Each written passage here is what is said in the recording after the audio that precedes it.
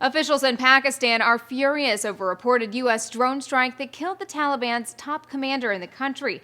They're not exactly angry that he died, but that any chance at peace talks might have died along with him.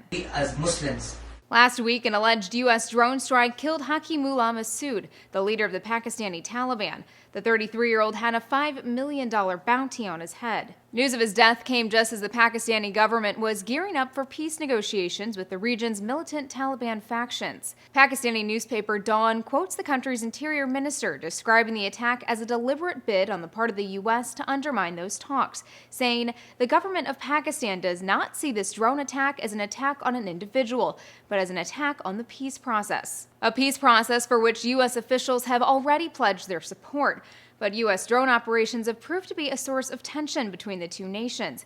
As Al Jazeera explains, it wasn't who died, but how he died that has Pakistan upset. They, of course, are perhaps less angry that Masood is dead, a man who, of course, has been able to carry out extraordinary attacks against the Pakistani state, claiming literally thousands of lives. But they're angry he was killed in a U.S. drone strike. The most recent attack marked the second drone strike since Pakistan's Prime Minister Nawaz Sharif visited Washington last month. Now, this most recent drone strike could have major repercussions for Western interests.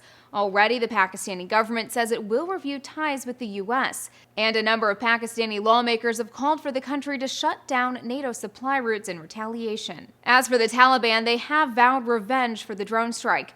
Whether that means backing out of the planned peace talks with Pakistan is unclear. A Pakistani security analyst told the Christian Science Monitor it's possible, but chalks it up mostly to hype. This hype is what will lead to talks collapsing, not the actual process. Most people do not understand the methodology of talks, that this strike could pressurize the TTP because they have just lost their leader and mellow their positions. Pakistan has summoned the U.S. ambassador to Islamabad. The State Department has declined to comment on the reports. For Newsy, I'm Elizabeth Hagedorn.